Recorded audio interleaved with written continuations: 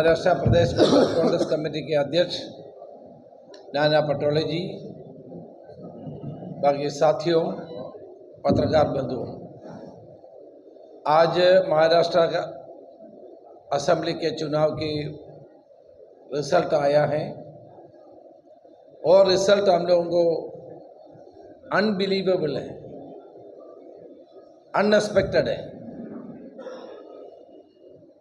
मैं 1982 से पॉलिटिक्स चुनाव लड़ रहे हैं। मैं 11 बार चुनाव लड़े, 4 बार सांसद रहे, 5 बार एमएलए रहे। हमने 10 महीने से महाराष्ट्र में घूमे हैं, लोगों से बात कर रहे हैं, आम सभा में शामिल हो जाते हैं, आम लोगों से बात करते हैं। लेकिन आज की जो परिणाम जो निकला है ये बिल्कुल अविश्वसनीय है, एक्सेप्टेबल नहीं है। क्योंकि जनता की भावना, जनता का जो अंदर की भावना इस रिजल्ट से बिल्कुल ताल्लुक नहीं करते हैं। हमने सारे लोगों, ग्रास रूट से हमारे वर्करों से बात की है, नेता लोगों से भी बात की है, पत्रकारों से भी बात की है, समाज के हर वर्ग के लोगों से बात की है, लेकिन किसी ने भी ऐसे परिणाम के बारे में हम लोगों को बताया नहीं है। फाइट है, टक्कर है और फाइट महाविकास आघाड़ी और महायुति में है। कुछ लोग बोल रहे कि हम लोग पक्ष में है, कुछ लोग बोल रहे हमारे पक्ष में नहीं है। एग्जिट पोल भी आया था, एग्जिट पोल में भी आपस में जो टक्कर है इसके बारे में बताए हैं। लेकिन आज जो परिणाम आया है, हम कैसे विश्वास कर सकते हैं? महाराष्ट्र की जनता का भावना को देखते हुए हम लोगों को विश्वास नहीं कर सकते। ये अनएक्सपेक्टेड रिजल्ट आया हुआ है। आप लोग जानते हैं कि पार्लियामेंट के चुनाव में 5 महीने के पहले जो रिजल्ट आया था और आज की रिजल्ट है कि 5 महीने के अंदर इतना बदलाव होना संभव है। आप लोग जानते हैं किसानों की समस्या है, अनएम्प्लॉयमेंट है, प्राइस राइज है, मौजूदा सरकार की करप्शन की बात है। इन सारे मुद्दे हमारे सामने हैं, महाराष्ट्र की जनता के सामने हैं। केवल डालडी बहन से ये सारे समस्या खत्म हो जाते हैं। इसके वजह से मैंने ये बता रहे कि यह विश्वसनीय नहीं है। पार्लियामेंट के चुनाव में महाविकास आघाड़ी को भारी बहुमत महाराष्ट्र की जनता ने दी है।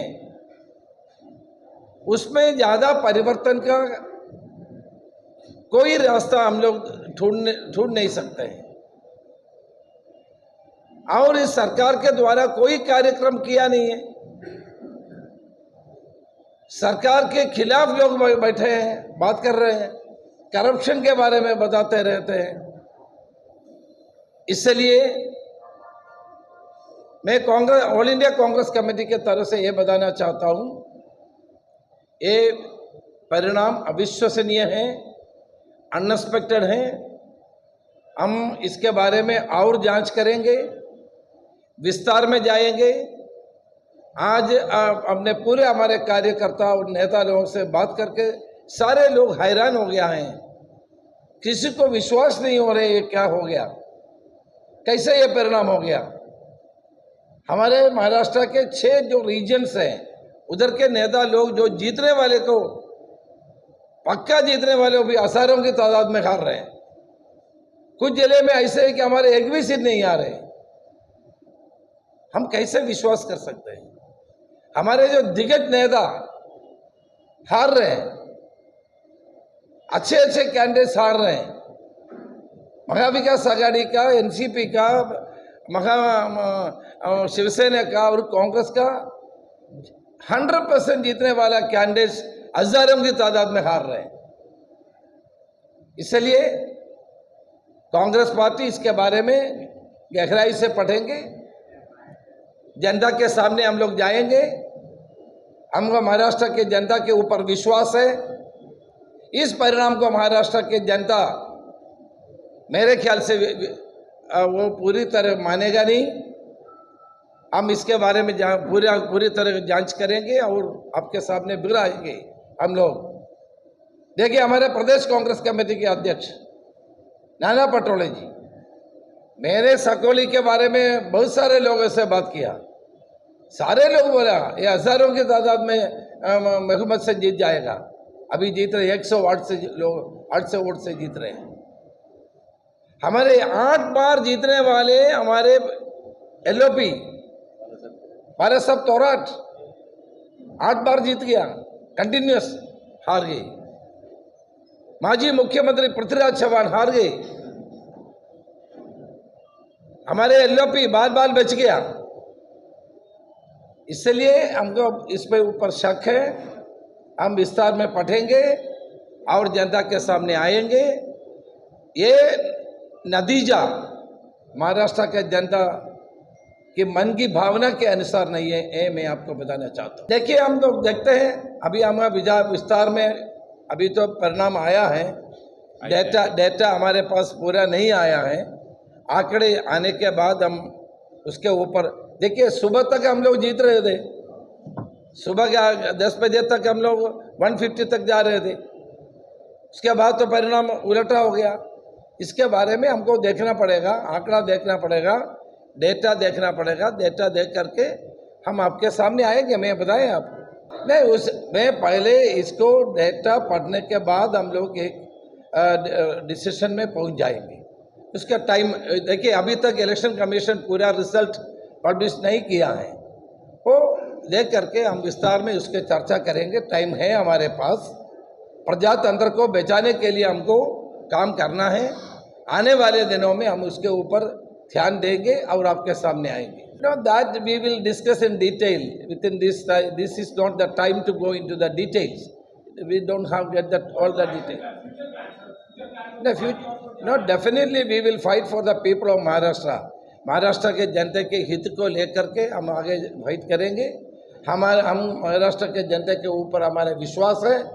वो विश्वास पूरी तरह दिखाने के लिए हम लोग कोशिश करेंगे। बिल्कुल मैं स्वीकार करता हूँ। हार होते तो उसका जिम्मेदारी मैं हूँ। उसमें स्वीकार करने में क्या प्रॉब्लम है। बिल्कुल, पार्लियामेंट के चुनाव में सबसे ज़्यादा पार्टी उभर करके आया, तभी भी मैं स्वीकार किया था। अभी हारने का उत्तर जिम्मेदारी मुझसे पहले ही आता है, उसमें कोई दुआ नहीं है। तो पार्टी की बात है। अभी तो देखिए, अभी इलेक्शन कमीशन में पूरा आंकड़ा भी नहीं आया है, वो देखते हैं। That is why I am surprised. I am surprised about the outcome of the assembly election. That is why we are going to go into the details. We'll study it and then we'll come before the people. नहीं, आज तक पहले भी हमारे लोकसभा में हमारे leader of opposition के लिए हमारे पास संख्या नहीं था, फिर भी हमने फाइट किया, आप जो जानते हैं। सो कांग्रेस पार्टी और महाविकास आघाड़ी सरकार के नीतियों के खिलाफ जरूर लड़ेंगे। जनता के विश्वास के लेकर के आगे हम लोग हमारा संघर्ष जारी रखेंगे। देखेंगे, टाइम है अभी, हम देखते हैं। मैंने वो बात बोला नहीं, आपने खुद ये बात बताया है। कारण क्या है, हम लोग उस पर ऊपर ध्यान से पढ़ेंगे, तब हम बताएंगे। ज्याप्रमाणे आता आदरणीय आमचे प्रभारी चन्नीतला साहेबांनी आपली भूमिका मांडली, हा निकालच आमच्या सगळ्यांसाठी आणि नव्हेच तर महाराष्ट्राच्या जनतेसाठी अनपेक्षित आहे। त्यामुळे या निकालामागे नेमकं काय दडलेलं आहे त्याचं ऑल इंडिया काँग्रेसच्या वतीनं त्याची चौकशी केली जाईल आणि योग्य ते पाऊल उचललं जाईल अशी त्यांनी ग्वाही दिली आणि त्याचं मी समर्थन करतो आहे। मूळ प्रश्न आहे की लाडक्या बहिणीचा जो विषय होता, जे आता सत्तेमध्ये लोक आहेत त्यांनी सांगितलं की आम्हाला लाडक्या बहिणीने आशीर्वाद दिला, निवडणूक आयोगाच्या सूचनेप्रमाणे 2100 त्यांनी बंद केलं होतं, ते उद्यापासून त्यांनी 2100 रुपये चालू केले पाहिजेत. शेतकऱ्यांचे शेतीपंपाला 24 तास विद्युत त्यांनी देण्याचं आश्वासन दिलं होतं आणि मोफतमध्ये देण्याचा निर्णय घेतला होता. तो निर्णय त्यांनी कंटिन्यू करावा. शेतकऱ्यांना 24 तास विद्युत द्यावी. सोयाबीनला 6000 रुपये भाव त्यांनी द्यायचं मान्य केलेलं होतं. कापसाला 9000 रुपये भाव त्यांनी द्यायचं ठरलेलं होतं. धान उत्पादक शेतकऱ्याला 1000 रुपये बोनस देण्याचं त्यांनी मान्य केलं होतं. महाराष्ट्रातल्या शेतकऱ्यांचा MSP पेक्षा कमी भाव पिकाला भाव गेला तर राज्य सरकार त्याला वरचे पैसे देईल अशा पद्धतीच्या ग्वाही आणि त्यांचा जाहीरनामा महायुतीचा होता. त्यामुळे शेतकऱ्यांसाठीच घेतलेलं धोरण त्याची अंमलबजावणी त्यांनी काटेकोरपणे करावी ही भूमिका आमची राहणार आहे. त्याचप्रमाणे तरुणांसाठी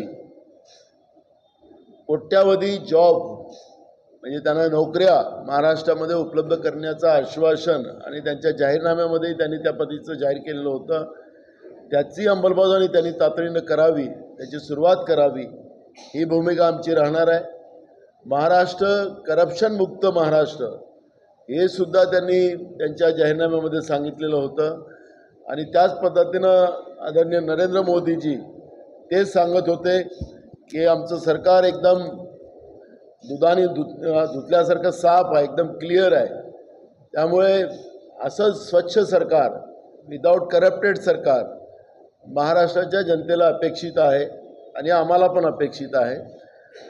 आणि ज्या पद्धतीनं महाराष्ट्राच्या संपत्त्या यांनी विकायला काढल्यात, ऑक्शन करायला सुरुवात केली, ती तातडीने यांनी थांबवावं आणि राज्याच्या तिजोरीचं जी काही परिस्थिती आज आहे ती परिस्थिती यांनी चांगली करावी ही आमची भूमिका आहे. आता एवढं बहुमत मिळालं की कधी नव्हे, एवढं मोठं चांगलं काम त्यांच्या मागच्या 2.5 वर्ष सरकारमध्ये केलं आणि जनतेने त्यांना तसा प्रतिसाद दिला असं ते लोक सांगतात आहेत.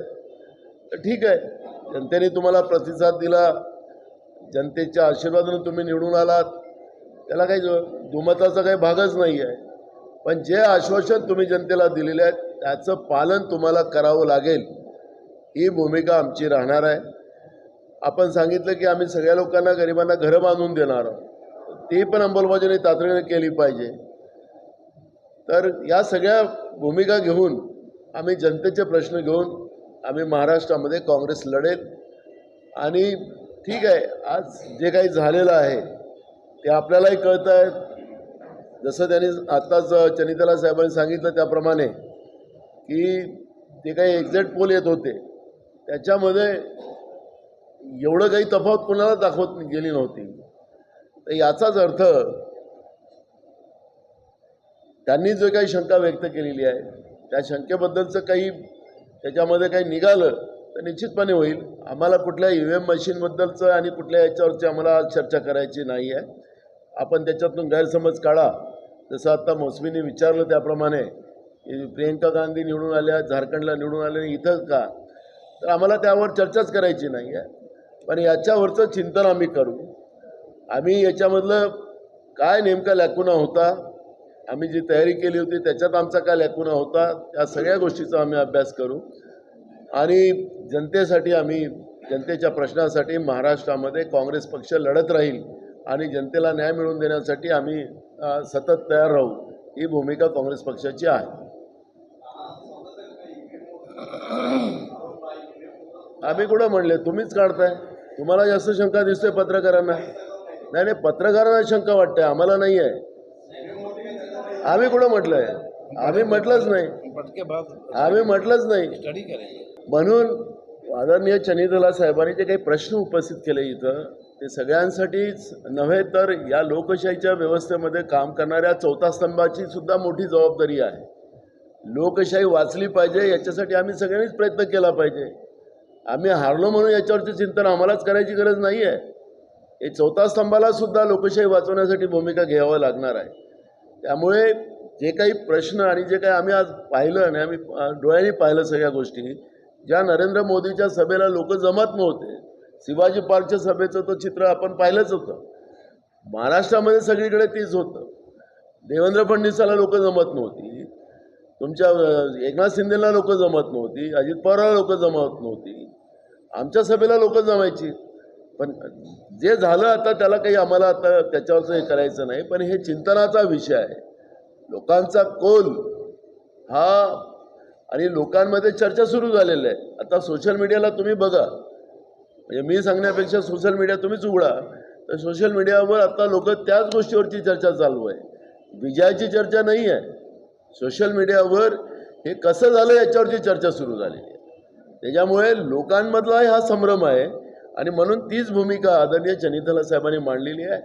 आम्ही आमचं या EVM मशीनबद्दलचा एक शब्द पण आम्हाला बोलायचा नाही आहे. पण हे झालं काय याच्यावरचं निश्चितपणे शोध घेणं ही काळाची गरज आहे आणि त्या पद्धतीचं पाऊल काँग्रेस पक्ष उचले. आमच्यापेक्षा जास्त महायुतीमध्ये होतं, पण आमचा पोंगा जास्त वाजला तुमच्या मीडियामध्ये, त्यांचा पोंगा वाजलाच नाही तिकडे. असो काही असो, जे झालं ते झालं, पण आमच्यापेक्षा जास्त तिकडे त्रास होता. काही नाही ना. लोकांमध्ये जेव्हा आम्ही गेलो निवडणुकीमध्ये त्यावेळेस लोकांचा रिस्पॉन्स आम्हाला सगळ्यांनाच मिळत होता. पवार साहेबांना असेल, उद्धव ठाकरे साहेबांना असेल, आम्हाला असेल, सगळ्यांना रिस्पॉन्स चांगला मिळत होता. त्यामुळे त्याचा कुठलाही परिणाम नव्हता.